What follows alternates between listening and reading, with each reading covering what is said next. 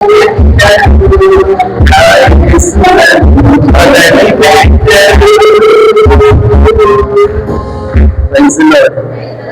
ఆయన ప్రేమ అమ్మ.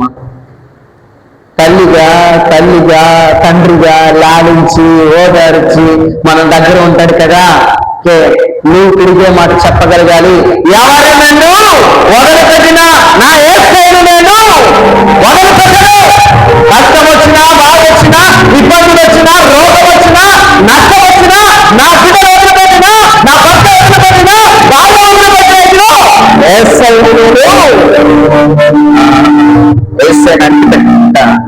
ఏసైనంటి పెట్టుకుంటే ఎవరు నిన్ను వదిలి ఏసైనంటి పెట్టుకుంటే ఎవరిని వదిలిపెట్టరు.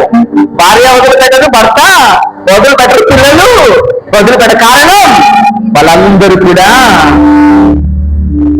కూడా ఏసై దగ్గర ఉన్నారు కాబట్టి. ఇలాగుండాలి, ఆశీర్వదించబడినటువంటి వ్యక్తిలాగా నీ కుటుంబం ఉండాలి అండి. ఇలాగా ఉండి ప్రార్థన చేస్తే అప్పుడు ఆశీర్వాదకరంగా నీ కుటుంబం మారుతుంది.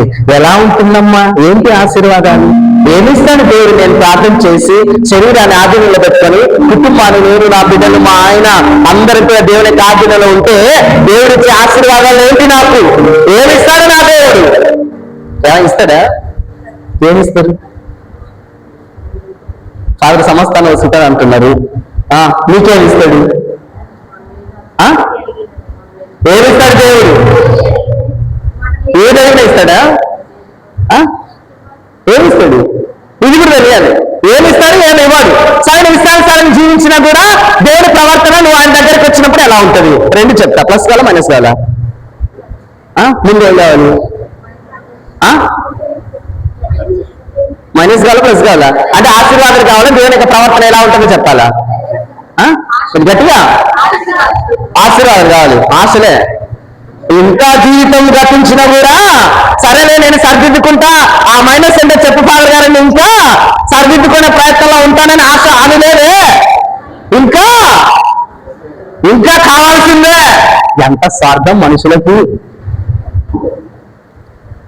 చెప్తా. ఆశీర్వాద తర్వాత ఉంటుంది మీకు. ఓకేనా? Very good. వెళ్తాం. నిర్గమకాండము 23-25. నిర్గమకాండము దేవుడి ఆశీర్వాదాలు ఏంటి? ఆయనను అంటి పెట్టుకుంటే, ఆయన కుటుంబం ఆయన దగ్గర ఉంటే, నీ కుటుంబం యెహోవాని దేవుని దేవుని దగ్గర ఉంటే, ఆయనను ఆరాధిస్తే నీకు, నీ కుటుంబానికి, నీ బిడ్డలకు వచ్చేటువంటి ఆశీర్వాదాలు ఏంటి? మీరు నీ దేవుడైన యావేని మాత్రమే పూజింపవలెను. నెంబర్ 1 ఫస్ట్ ఆశీర్వాదం, నేను మీ ఆహారమును పానీయములను దీవించును. Praise the lord, praise the lord, praise the lord. ఏమిస్తారండి? నంబర్ 1 ఆహారమును, అన్న పానీయమును దేవుడు నీకు. అది ఉద్యోగం ఉన్నా, కరువు వచ్చినా, కటకాలు వచ్చినా, కరోనా వచ్చినా, దానికంటే మహమ్మారి వచ్చినా దేవుడు ఏం చేస్తాడు? నీకు ఆహారాన్ని 3 పూట్ల భోజనాన్ని మాత్రం.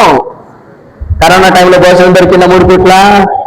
ఉద్యోగం ఉన్నా లేకపోయినా, ఉద్యోగాలు ఊడిపోయినా, నువ్వు ఇంట్లో కూర్చున్నా కరెక్ట్ టైంకి వీళ్ళ ద్వారా, వాళ్ళ ద్వారా, ఒకనా గవర్నమెంట్ ద్వారా, లేకపోతే ఫాదర్ ద్వారా, సిస్టర్ ద్వారా, మీ బంధువుల ద్వారా 3 పూట్ల భోజనం దొరికిందా లేదా? దొరికిందా? Very good. అది దేవునికి ఆశీర్వాదం. తెలుసా? అంటే ఆయన అంటి పెట్టుకుంటే ఏ స్థితి అయినా సరే నీ స్థితి ఆయనకు అవసరం లేదు.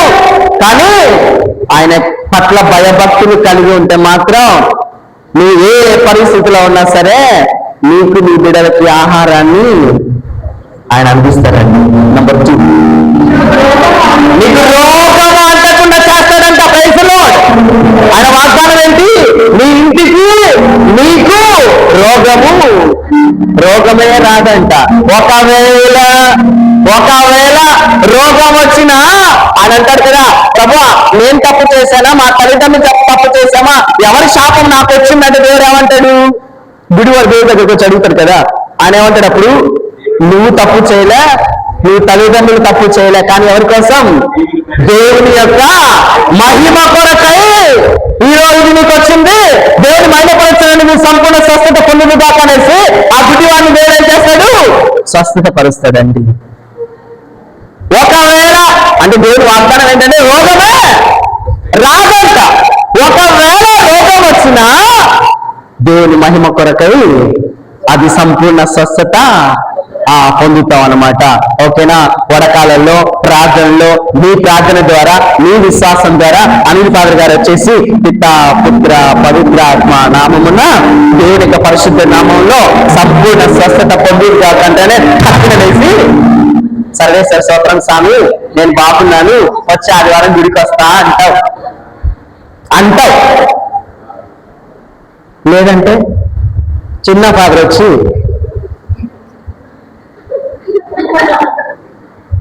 వెళ్ళాలని నేను కోరుకోనులే, కానీ అంటే దేవుడి కృపలో మీరు నేను లేకపోతే ఎంత ప్రార్థన చేసినా ఆ రోగంతో నువ్వు పైకి వెళ్ళాల్సిందే తప్ప తిరిగి రావు.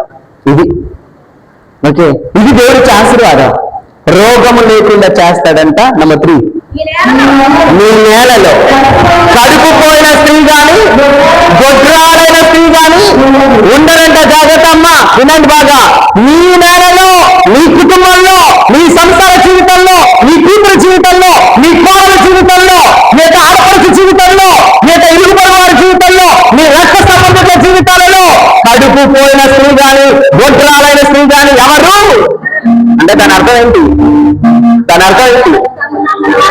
సంతానంతో నీ కుటుంబం, కోడలు మనవడు మనవరాళ్ళు హ్యాపీగా. ఎంతమంది ఈరోజు సంతానం కోసం చేస్తున్నారమ్మా ప్రార్థన? ఎంతమంది ప్రార్థన చేస్తున్నారు ఈరోజు సంతానం కోసం కదా? దేవుడు అంటాడు, నా ఆధీనంలో నువ్వు నీ శరీరం నా ఆధీనంలో ఉండాలి, నీ కుటుంబం నా ఆధీనంలో ఉండాలి.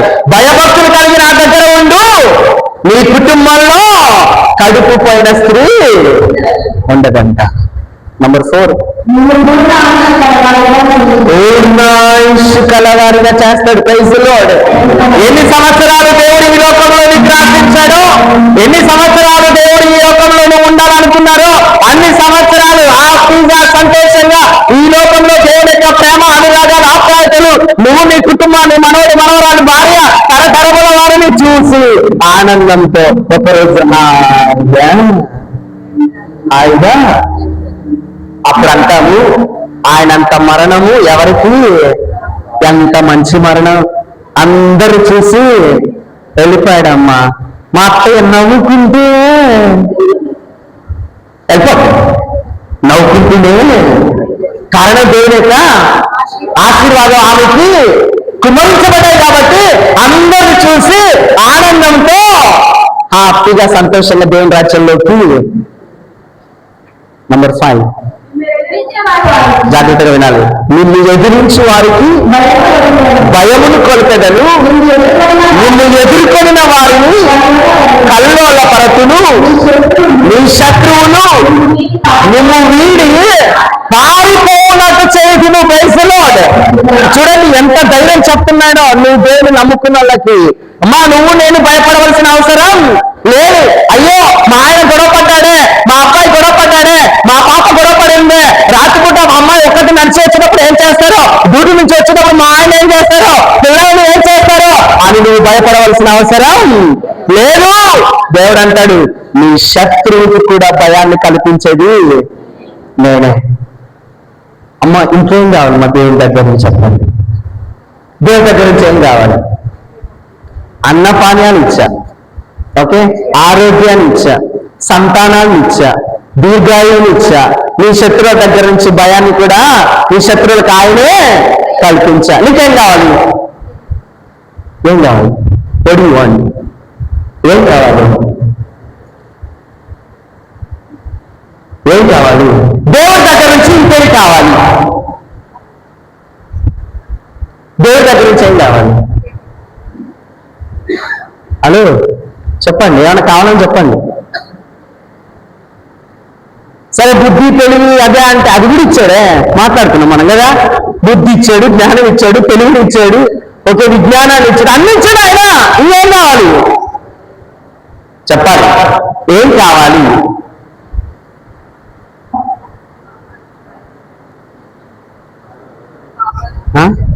వీళ్ళ కోరికలేం లేవు. ధనం అంటే ఇంకేంది, ఆల్రెడీ ఇచ్చాడు కదా. కదా, ఏం ఇచ్చాడమ్మా? ఆహారం ఇచ్చాడంటే నీకు అన్నం ఇచ్చినట్టే. అన్నం ఇచ్చాడంటే నీకు ఏదో పని జీవనం గడపడానికి నీకు ఉద్యోగం ఇచ్చినట్టే. సకాలంలో నీకు భోజనాన్ని ఇచ్చాడంటే ఏదో మంచి ఉద్యోగంలో ఉన్నావనే అర్థం, సంపద ఉందనే అర్థం. నీకు అంతగా కోట్లు సంపాదించుకున్నాడు కూడా ఈరోజు ఆరోగ్యంగా లేడు. దేవుడా ఆరోగ్యాన్ని నీకు ఇస్తున్నాను అన్నాడు. ఏం కాదు మనిషికి? కావాలంటే కావాలనండి, లేదంటే చాలు పదరానండి. ఓకేనా? మీరు ఇలాగే ఉంటే నాన్న ఆయన దగ్గర నుంచి ఏం ఆశిస్తున్నారు అనేసి నాకు భయం అవుతుంది ఇంకా. ఓకేనా? రెడీ, ఏం కావాలి? చాలు కదా. ప్రైజ్లో జరిగి చప్పులు కొడదాం. వేసేసి ఇన్ని వరాలు ఆయన ఇచ్చాడు.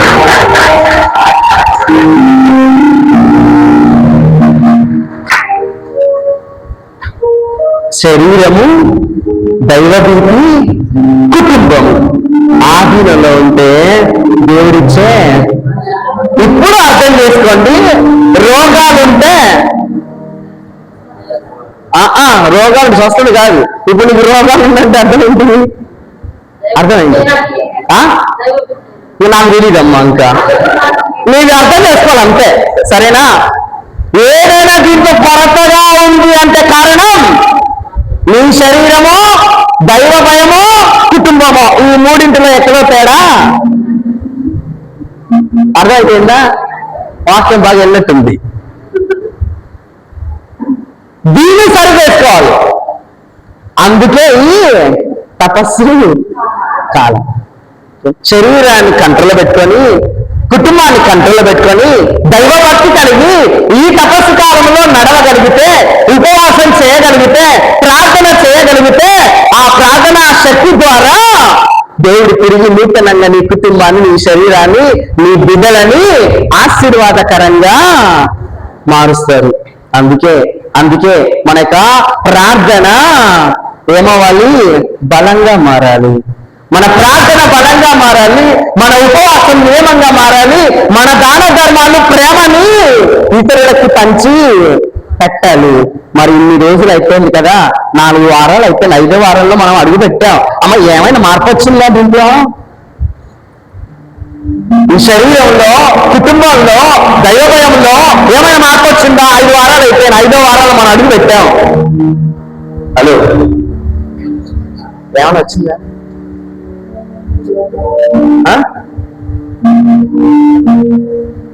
దైవభీతి లేనివాడు, దైవ భయం లేనివాడు, దైవ ప్రేమ లేనివాడు కోళ్ళ ఫారంలో వదిలేసినటువంటి నక్క లాంటి వాడంట. హలో, సామెత అర్థం అవుతుందా? దైవ భీతి లేనివాడు, దైవ భయం లేనివాడు, దైవ ప్రేమ లేనివాడు, ఓకే, కోళ్ళ ఫారంలో వదిలేసిన నక్క లాంటి వాడంట. చురుకుతనం ఎక్కువ, చలాకితనం ఎక్కువ. అది కోళ్ళ వదిలేసిన కోళ్ళతో ఆడుకుంటేనే కానీ కోళ్ళని చంపి, కుక్కను వదిలేస్తే చంపి పడుతుంది పక్కన. నక్క పట్టుకుంటుంది, చంపేది ఆడుకుంటుంది. ఎన్ని నక్కలు ఉన్నాయి మరి ఇక్కడ? దైవ భయం, దైవ భీతి, దైవ ప్రేమ లేకుండా ఏముందిలే నా జీవితానికి? నేనేం మారాల్సిన అవసరమా? నా యొక్క పద్ధతుల్లో, నా ఆచారాల్లో, నా కోపంలో, నా పగలో, నా దేశంలో ఇలాగ నా జీవితాన్ని కల్పించుకుని వెళ్ళిపోతానులే. దేవుడికి భయపడి నా మనసును మార్చుకోవాలా? దేవుడికి భయపడి నేను నా తమ్ముడితో మాట్లాడాలా? దేవుడికి భయపడి నా భార్యతో నేను మాట్లాడాలా? దేవుడికి భయపడి నా రక్త సంబంధికులతో నేను ఐక్యంగా ఉండాలా? నా ఇరుగు పొరుగు వారితో స్నేహంగా ఉండాలా? భార్య భర్తలు పొందికగా ఉండాలా? ఎవరి కోసం ఉండాలి అనేసి నువ్వు అనుకుంటే అది నక్క లాంటి జీవితం. అలాంటప్పుడు ఇంకొక సామెత ఉంది, ఓకేనా? కదలని బొమ్మకి కథలు చెప్పినా, మారని మనిషికి నీతులు చెప్పినా వ్యర్థమే అంట. ఆ బొమ్మ కదలదు, ఈ మనిషి మారని. అంతే ఎలకతో తెచ్చినా నలుపు నలిపే కానీ అది తెలుపు రాదు. ఆనాడు ప్రజలు ఎలా ఉన్నారో ఈనాడు మనుషులు అలాగే ఉన్నారు. ఈనాడు అలాగే జీవిస్తూ ఉన్నావు. చలనము లేని చెట్టుకి చెదలు ఎక్కువ అంట. చలనము లేని చెట్టుకి చెదలు ఎక్కువ.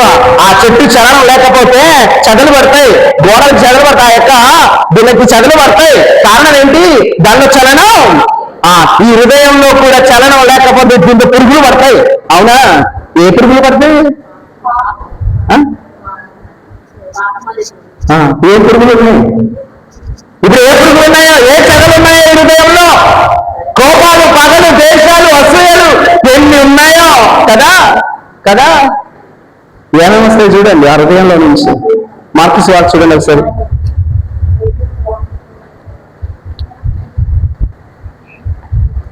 మార్కు సువార్త 7వ అధ్యాయం. మార్కు సువార్త 7వ అధ్యాయం 20వ వచనం. 7:20. మానవుని మాలిన్యపరచినది వాని అంతరంగము నుండి వెలువడినది. తండ్రి ఏలైనా హృదయము నుండి దురాలోచనలు, వేశ్య సంగము, దొంగతనము, నరహత్య, వ్యభిచారము, దురాశ, దౌస్యము, మోసము, కామము, మాత్సర్యము, దూషణము, అహంభావము, అవివేకము వెలువడును. ఎన్ని పురుగులు ఉన్నాయి? హలో, ఎన్ని పురుగులు ఉన్నాయి? ఇది ఉంటుందా? ఇది బాగానే ఉంటుందా? ఇప్పుడు ఇది బాగానే ఉంటుందా? ఈ హృదయం ఎవరున్నారు? కుమారుని యొక్క ఆత్మను ఇక్కడ మన హృదయంలో పెట్టాడే, అదే హృదయం పురుగులతో ఉంది. ఇప్పుడు ఉన్నాయా? ఉన్నాయా లేవా? మరేం చేద్దాం? పట్టుకొని చంపేస్తారంట. నన్ను చంపేస్తుంటారు బయటకు వచ్చిన తర్వాత.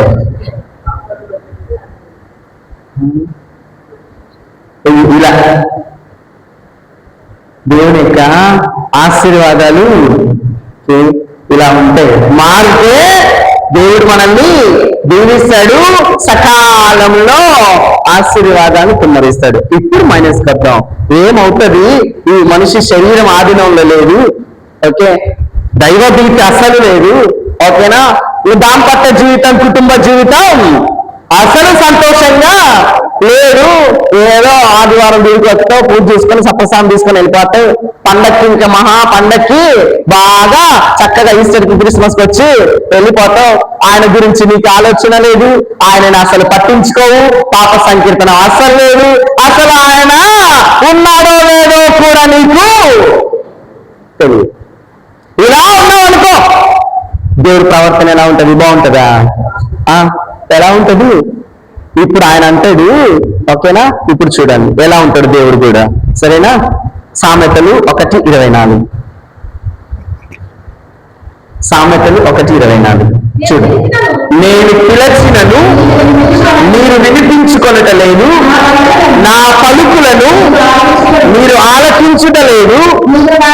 మీరు నా హితవచనములను త్రోసిపుచ్చుతిరి, నా హెచ్చరికలను పాటింపరైతిరి. కనుక జాగ్రత్తగా వినాలి. కనుక నేను మీ ఆపదలను చూసి నవ్వుదును. చాలమ్మా. ఏంటంటమ్మా? ఎవరి ఆపదలు చూసి? నీకు ఆపదలు ఉన్నాయా? ఆపదలు ఉన్నాయా? ఆపదలు ఉన్నాయా?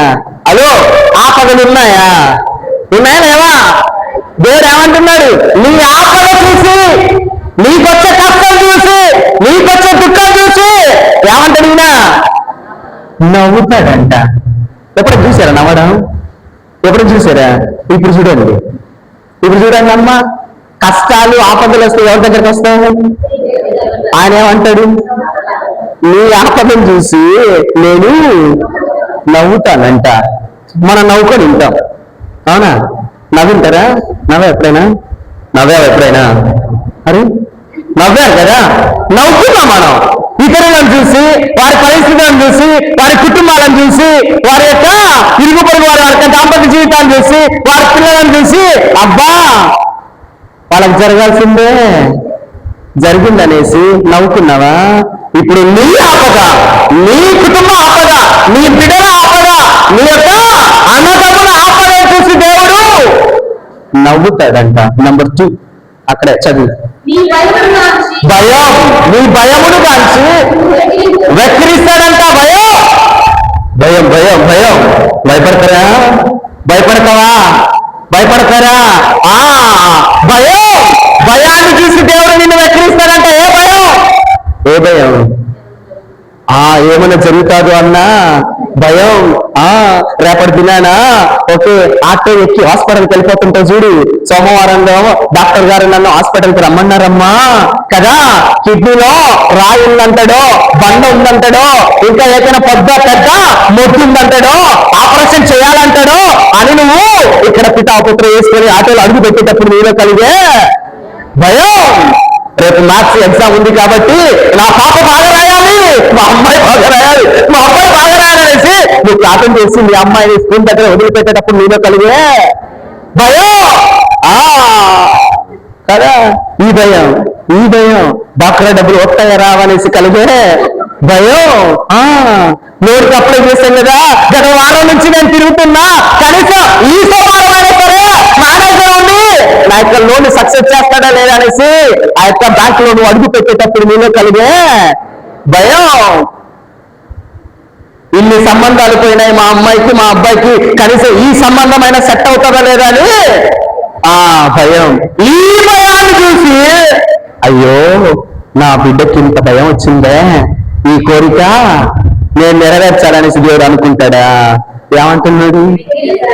నీ భయాన్ని చూసి నేను వెక్కిరిస్తాడంట. వెక్కిరించారా ఎవరైనా?